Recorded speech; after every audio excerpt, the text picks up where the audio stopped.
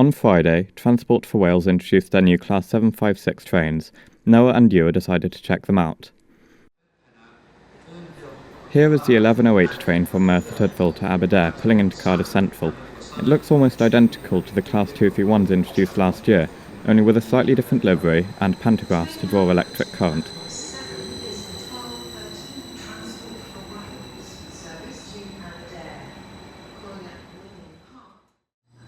As you can see, the Class 756s have the exact same level boarding system as the Class 231s.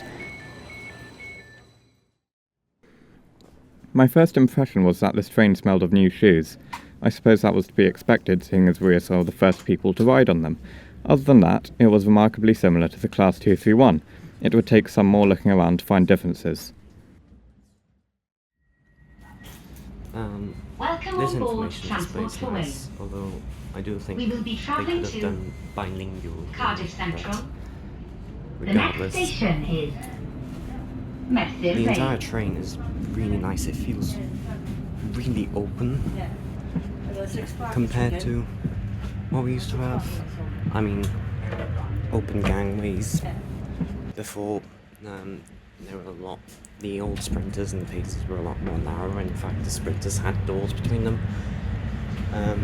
Actual toilets on these ones, which on the tram trains there wouldn't really be.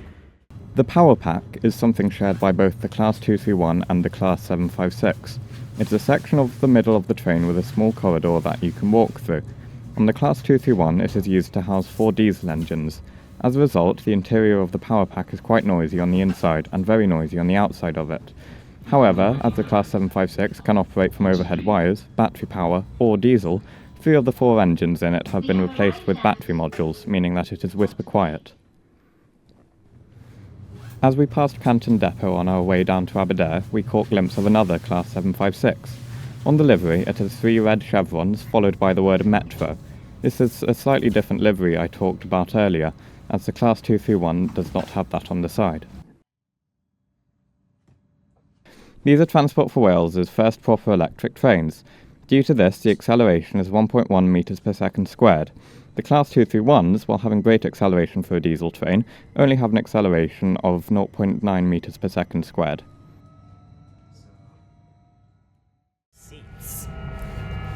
They're just like the 231s. They are a bit firm, but the ergonomics just make it so much nicer.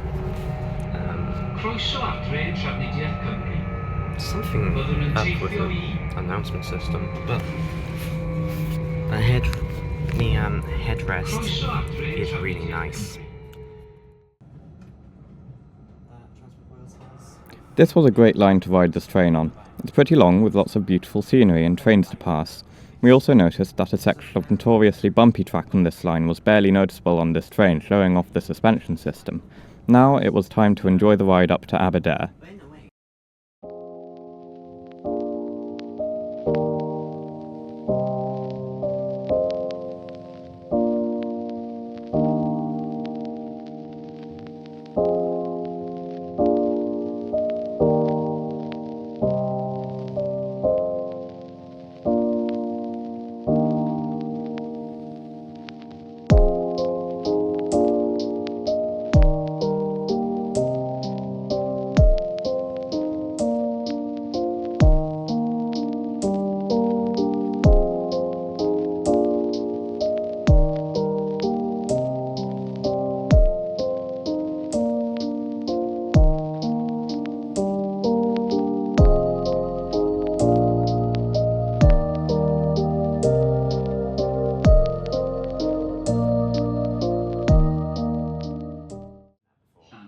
We noticed that the information displays have a new screen, which I've never seen on the Class 231. It shows all the station stops in a list form. We finally arrived at Aberdare. Since the train terminates here before turning around, we decided to have a look around the exterior. This is the exterior of the power pack. On the Class 231, you would barely be able to hear yourself think standing outside it like this. However, as the diesel engine was not running on the train, there was no sound coming from it at all.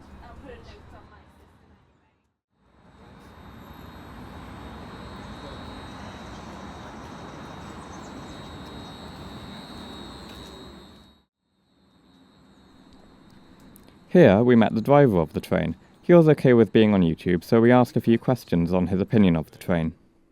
How is it to drive? Do you mind? It's exactly the same as the 231s, to be fair. What do they like to drive? I haven't spoken to a driver of theirs. I don't have to explain it, to be fair. Just goes. Fair enough. But yeah, you don't have to do anything different in this one other than just watch when you're taking power and stuff. So yeah, it's all good. So it's just pretty nice to drive. So yeah, it's an honour, to be fair. Awesome. Alright guys. Thank you.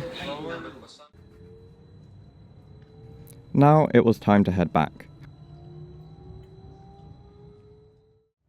Finally, we came to the end of our journey today. This was a great train to ride on, and I really recommend trying to get the chance to ride on one yourself. Thanks to all of the lovely people we met today on the train and on the platforms.